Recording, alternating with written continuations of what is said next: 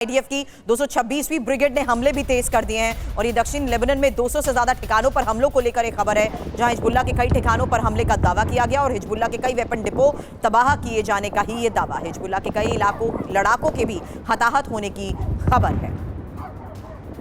और एक और बड़ी खबर, इजराइल पर क्लस्टर वॉरहेड से हमला। आसमान में दिखी ईरान की कई मिसाइलें, इजराइल ने भी किया है जोरदार पलटवार। ये देखिए आप,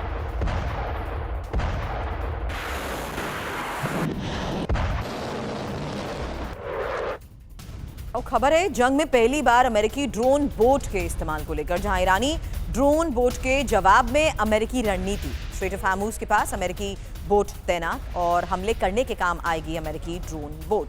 आपको बता दें, हार्मुज स्ट्रेट में ड्रोन बोट माइंस ट्रैक भी करेंगी। और एक और बड़ी खबर, पहली बार खुलकर ईरान के समर्थन में आ गया है रूस। पुतिन ने क्या कहा? संप्रभुता के बिना मौलिक हितों की रक्षा असंभव है। पुतिन ने कहा, किसी को नहीं पता आगे क्या होगा। पुतिन ने ईरान युद्ध की तुलना कोरोना महामारी से की। वहीं ईरान के समर्थन में सामने आए लावरोव। खबर है, लावरोव ने कहा है कि ईरान ने गलत नहीं किया है। लावरोव ने कहा, अमेरिका ने सब तबाह किया। और एक और बड़ी खबर, पुतिन के समर्थन के बाद पेजेश्कियान का एक्सपर्ट पोस्ट। पेजेश्कियान ने कहा, रूस का समर्थन हमें युद्ध में ताकत देता है। पेजेश्कियान ने कहा, ईरानी जनता की हिम्मत नई साझेदारी बनाएगी। पेजेश्कियान ने कहा, पूर्वी एशिया की सुरक्षा अब क्षेत्रीय देशों के हाथ में। बड़ी खबर यह है कि युद्ध में ईरान को चीन से भी मदद मिल रही है और चिप बनाने वाली कंपनीज ये मदद कर रही हैं। ईरानी मिलिट्री कंपनी को तकनीक ट्रांसफर और अमेरिकी अधिकारी का चीन पर आरोप। रॉयटर्स की रिपोर्ट में यह दावा किया गया। तो युद्ध में ईरानी गठबंधन और ज्यादा मजबूत हो रहा है। अभी तक रूस पर जो आरोप लगे, आप देखिए, ईरान को संवेदनशील इंटेलिजेंस दिया गया, यानी जानकारी दी गई है।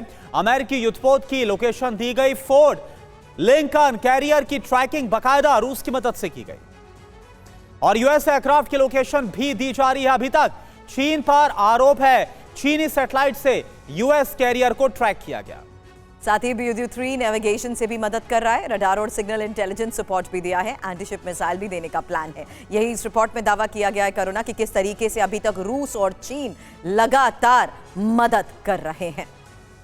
और देखिए एक और बड़ी खबर, इजराइल पर बैलिस्टिक मिसाइल से हमला हुआ। यज़्द बेस से IRGC ने दागी है 2 मिसाइलें। वीडियो जारी करके ईरानी मीडिया का दावा, हाल ही में यज़्द बेस पर हुआ था हमला। यूएस ने किया था बेस को तबाह करने का दावा।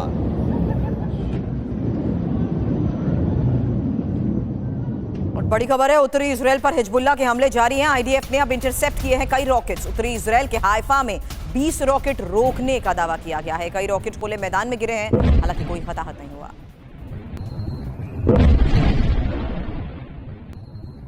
और एक और बड़ी खबर, ईरान के ऊर्जा संयंत्रों पर हमले का संकट टल गया है।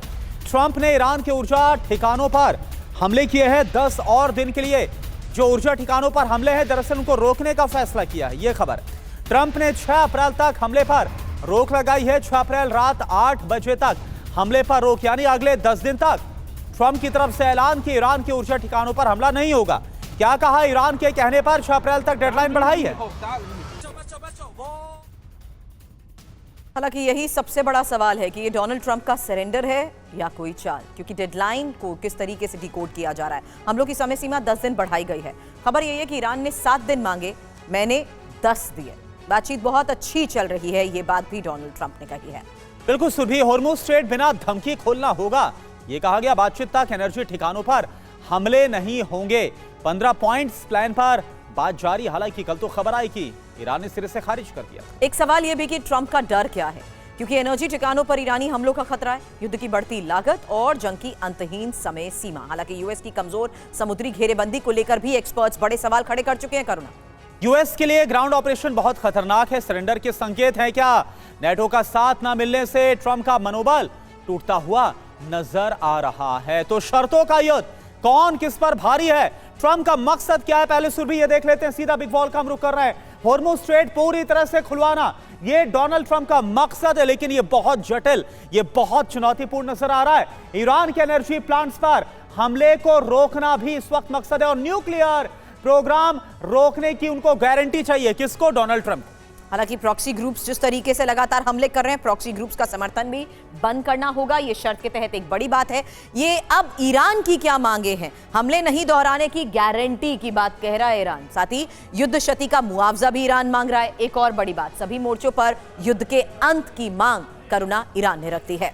इसके अलावा होर्मुज पर ईरान के अधिकार को मान्यता भी देना। 28 दिन से जारी युद्ध में बड़ी बात क्या है? यूएस का मकसद अब भी अधूरा है, ये तो पूरी दुनिया जानती है। ईरान युद्ध में ट्रंप का एजेंडा 90% फेल साबित हुआ है। और वीके चतुर्वेदी सर, सवाल तो यही है कि ये डोनाल्ड ट्रंप जो बड़ी दरिया दिली दिखाते नजर आ रहे हैं, ये उन्होंने वक्त ईरान को दिया या खुद के लिए वक्त मांगा है कि ये 10 दिन उनको, जिसका हम बोल रहे थे कि जो कमजोर हो रहा है, जो अमेरिकन फोर्सेस कमजोर हो रही हैं, एक बार खुद को फिर से रेप्लेनिश करने के लिए वो ये वक्त मांग रहे हैं, ऐसा लग रहा है क्या? करुणा, बहुत सही कहा आपने कि ये जो समय है वो खुद डोनाल्ड ट्रंप के लिए भी ज़रूरी है। उनको भी अपने रीअलाइनमेंट करने हैं, डिप्लॉयमेंट करना है, कुछ मोबिलाइजेशन करना है। लड़ाई अगर जारी रहती है आगे, और इसके साथ साथ coercion, deterrence, threat in being, ये सारे मुद्दे वो अपनाएंगे इस दौरान। एक बात मैं कह दूं कि ऐसा नहीं है कि ये अनइवन लड़ाई हो गई है और अमेरिका और इजराइल बहुत सफ़र कर रहे हैं। मैं समझता हूं कि ये अभी भी 70-30 है in favour of America and Israel. लेकिन आप लोग मतलब फॉर वेरियस रीजंस ईरान में जो डैमेज हो रहा है, जो हमले हो रहे हैं, उसका क्या परिणाम है, ये शायद हमको नहीं दिखाया जा रहा है, क्योंकि वहाँ पे अभी हमारे रिपोर्टर्स वगैरह भी नहीं पहुँचे हैं, जो कि इजराइल में बहुत आसानी से मनीष सब कुछ दिखा देते हैं, बिल्कुल सही आपको मालूम पड़ता है।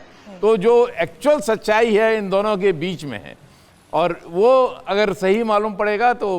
हालांकि डोनाल्ड ट्रंप तो यही दावा कर रहे हैं कि वो बहुत हद तक जीत चुके हैं। डोनाल्ड ट्रंप दावा यही कर रहे हैं कि वो बहुत हद तक ईरान के टॉप लीडरशिप को खत्म करने के बाद अपने मकसद को पूरा करने में भी कामयाब रहे हैं। इसीलिए ये आने वाला वक्त जहां 6 अप्रैल से पहले अमेरिका की ये तैयारी है, या अमेरिका ये देखना चाहता है कि ईरान उसकी शर्तों के तहत उसके साथ बातचीत किस हद तक करेगा। क्योंकि इराक के ही इरबिल में बड़े हमले को लेकर भी एक खबर है। लगातार हो रहे हमलों की वो तस्वीर हम आपको दिखा रहे हैं, जहां अब ड्रोन से ईरान का बैक टू बैक हमला हुआ है और अमेरिकी बेस से ईरानी ड्रोन टकराए हैं, और अमेरिकी डिफेंस ने कई हमलों रोकने का भी दावा किया है। युद्ध की वो हकीकत जहां साफ है कि एक तरफ बातचीत की कोशिश करो ना, वहीं दूसरी तरफ अलग अलग फ्रंट पर लगातार हो रहे हमले।